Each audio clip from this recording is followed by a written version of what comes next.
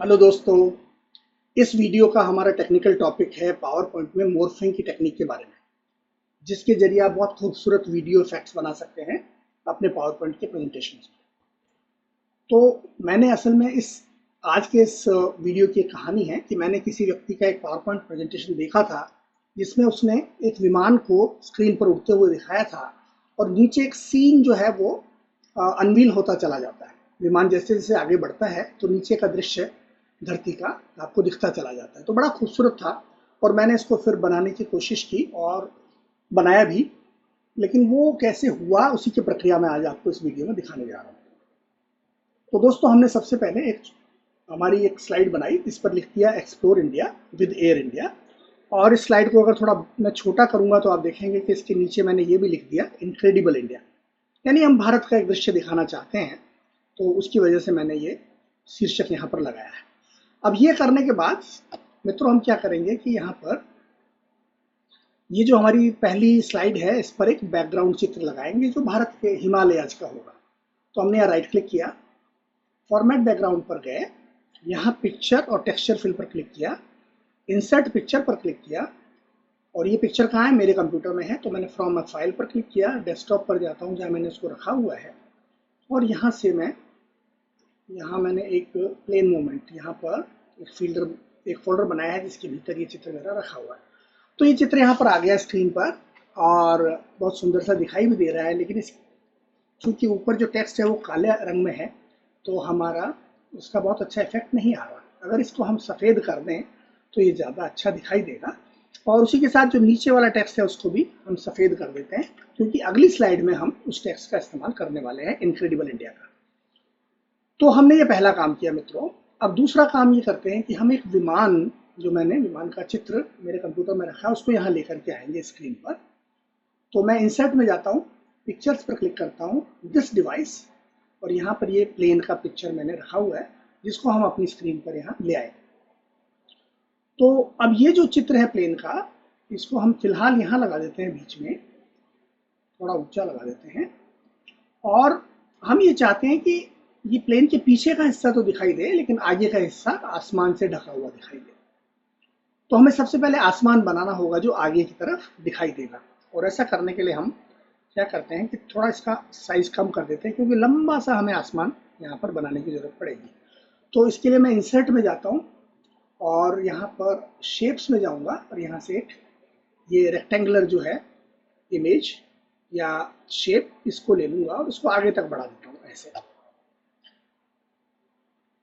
और इसमें हमें एक रंग जो है नीला भरना है, तो यहाँ जाता हूँ मैं शेप फिल में और यहाँ पे नीला रंग डाल देता हूँ। आउटलाइन हमें कोई नहीं चाहिए तो आउटलाइन को मैं हटा देता हूँ और अब देखते हैं कि ये पूरा हमारा जो ये जो शेप था इसने पूरे आकार को ढक लिया या नहीं ढक लिया। तो हाँ, इसने ढक लिया है। आउटलाइन जो है वो हमें नो आउटलाइन करनी है, लगता है वो रह गई थी। तो बहरहाल, तो ये पूरा ढक गया है और विमान जो है इसको हम ऊपर ले आते हैं, send to bring to front करके, तो ये ऊपर आ जाता है। तो मतलब ये हुआ कि पूरी की पूरी स्क्रीन को इस नीली हमारी शेप ने ढक लिया, लेकिन हम ये चाहते हैं कि ये जो छोटा सा हिस्सा इसके पंखों के पीछे वाला है, ये हिस्सा जो है इसमें से नीचे धरती की का दृश्य हमें दिखाई दे, तो ये हिस्सा हमें काटना पड़ेगा। तो इसको कैसे काटे वो हमें देखने की जरूरत है मित्रों।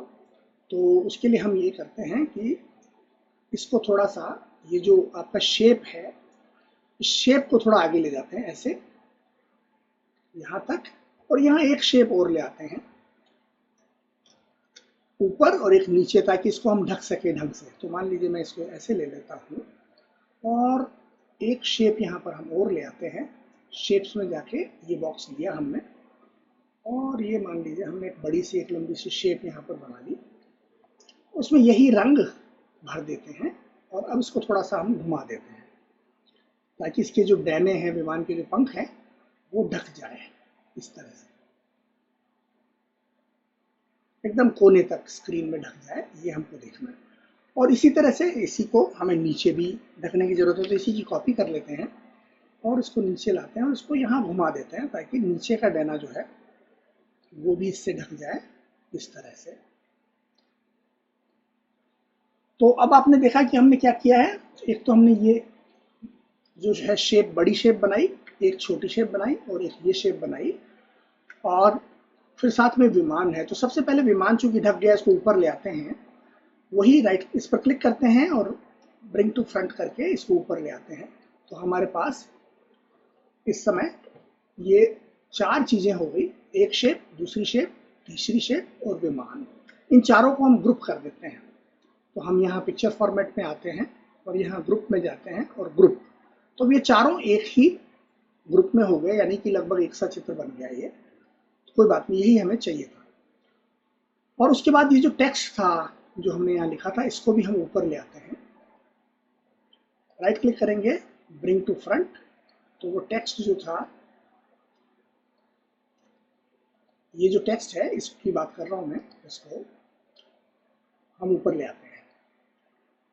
या आपको अगर वैसे लाने में दिक्कत हो रही हो, शायद ये इसलिए नहीं हो रहा क्योंकि हमारा वो भी सेलेक्ट हो रहा था, शेप भी, तो उसको साइड में ले जाते हैं और अब इसको ले आते हैं ब्रिंग टू फ्रंट।